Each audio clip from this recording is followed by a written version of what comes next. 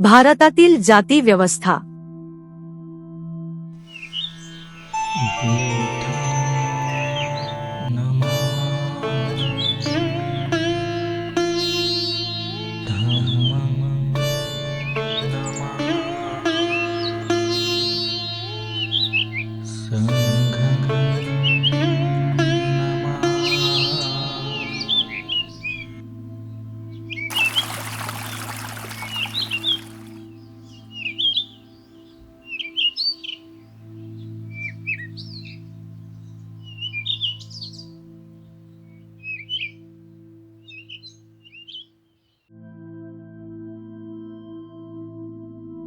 आता मी माझ्या प्रबंधाच्या तिसऱ्या भागाकडे वळतो, जो संपूर्ण भारतातील जातीव्यवस्थेची वाढ आणि प्रसार या प्रश्नाशी संबंधित आहे. मला ज्या प्रश्नाचे उत्तर द्यायचे आहे तो असा: देशातील उर्वरित ब्राह्मणेतर लोकसंख्येमध्ये जातीसंस्थेचा प्रसार कसा झाला? संपूर्ण भारतातील जातींच्या प्रसाराचा प्रश्न हा त्यांच्या उत्पत्तीच्या प्रश्नापेक्षाही अधिक दुर्लक्षित राहिला आहे किंवा त्याची अवस्था त्याहूनही वाईट झाली आहे. आणि मला वाटते की याचे मुख्य कारण म्हणजे प्रसार आणि उत्पत्ती हे दोन प्रश्न एकमेकांपासून वेगळे करून पाहिले गेलेले नाही.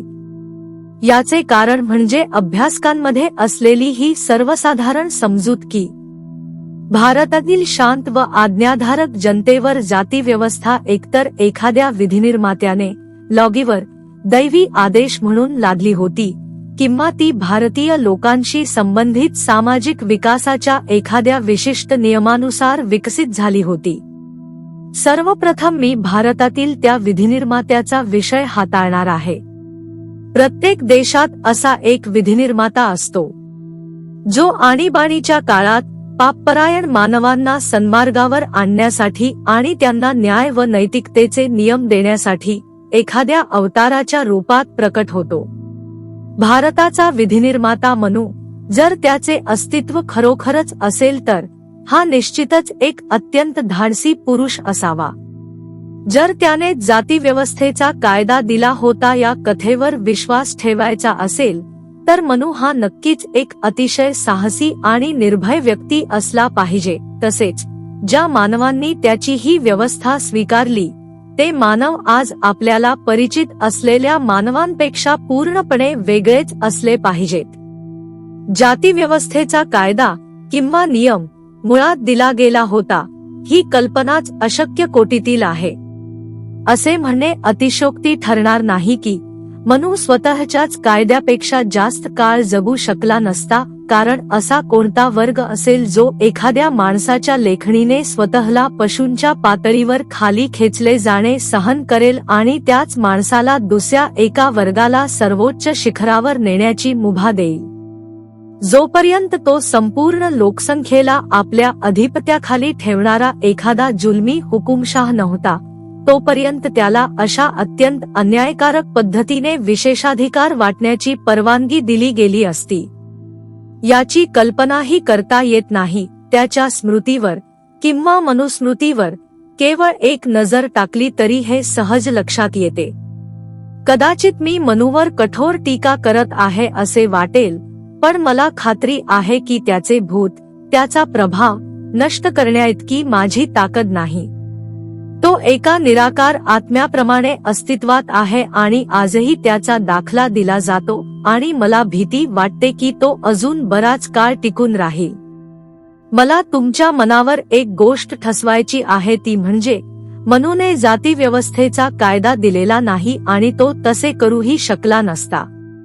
मनूच्या खूप आधीपासूनच जाती अस्तित्वात होत्या. तो केवळ त्यांचे समर्थक होता आणि म्हणूनच त्याने त्याबाबतचे तत्वज्ञान मांडले, परंतु हिंदू समाजाची सध्याची रचना त्याने निश्चित केली नाही किंवा तो तसे करूही शकला नसता. विद्यमान जातीनियमांचे संकलन आणि जातीधर्माचा उपदेश करण्यापुरतेच त्याचे कार्य मर्यादित होते. जातीव्यवस्थेचा प्रसार आणि विस्तार हे इतके प्रचंड कार्य आहे की ते केवळ एखाद्या व्यक्तीच्या किंवा वर्गाच्या सामर्थ्याने किंवा चातुर्याने साध्य होऊ शकत नाही. ब्राह्मणांनी जातीव्यवस्था निर्माण केली हा युक्तिवादही याच प्रकारचा आहे.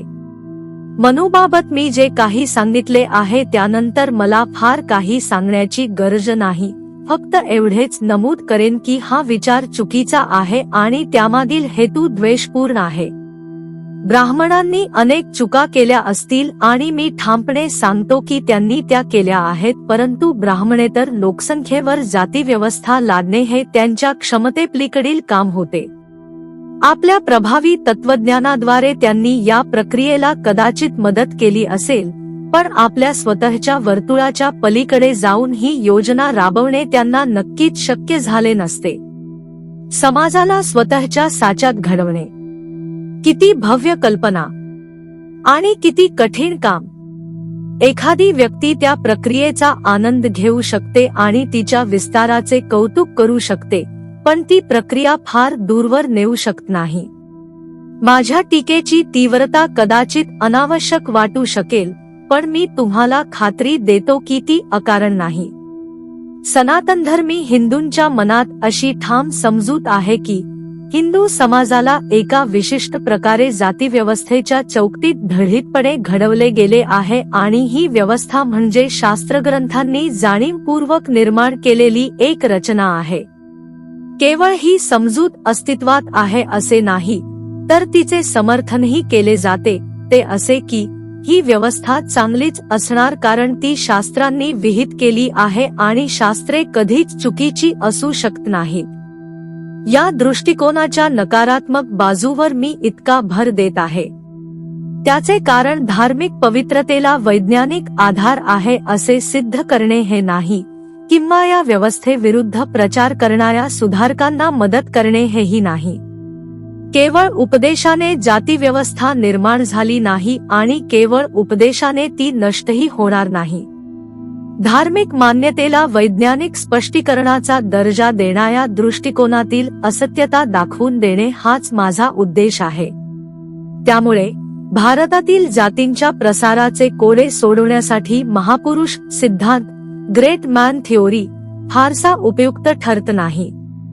पाश्चात्य अभ्यासकांनी जे सहसा नायकपूजेकडे, हिरो वर्शिप फारसे झुकलेले नसतात, याबाबत इतर स्पष्टीकरणे देण्याचा प्रयत्न केला आहे.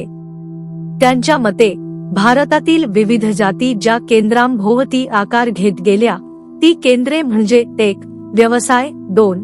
आदिवासी संघटनांचे अवशेष इत्यादी, 3. नवीन श्रद्धांचा उदय, 4. आंतरप्रजातीय संकर, क्रॉस ब्रीडिंग आणि 5. स्थलांतर. असा प्रश्न विचारला जाऊ शकतो की ही केंद्रे इतर समाजांमध्ये अस्तित्वात नाहीत का, किंवा ती केवळ भारतापुरतीच मर्यादित आहेत का?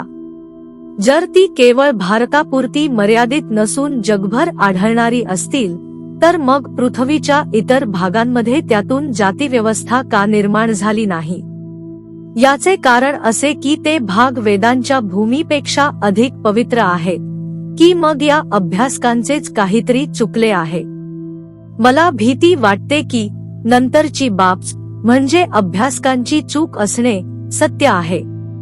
वर नमूद केलेल्या एखाद्या मूळ घटकावर, न्यूक्लियस आधारित आपल्या सिद्धांतांचे मोठे सैद्धांतिक महत्त्व असल्याचा दावा अनेक लेखकांनी केला असला तरी बारकाईने पाहता ते केवळ भर घालणारी उदाहरणे, फिल-इन इलस्ट्रेशन्स ठरतात, असे खेदाने म्हणावे लागते.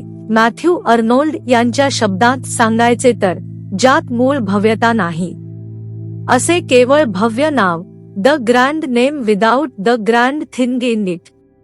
Sir Denzil Ibbetson, mister Nesfield, mister Senart आणि सर एच. रिस्ले यांनी मांडलेले जातीविषयक विविध सिद्धांत याच प्रकारचे आहेत. या सर्वांवर एकत्रित टीका करायची झाल्यास असे म्हणता येईल की ते औपचारिक तर्कशास्त्रातील पेटिशिओ प्रिन्सिपाई म्हणजेच गृहीतकाचाच निष्कर्ष म्हणून वापर करणे किंवा चक्रक तर्कदोष या प्रकाराचेच एक छुप्या स्वरूपातील उदाहरण आहे.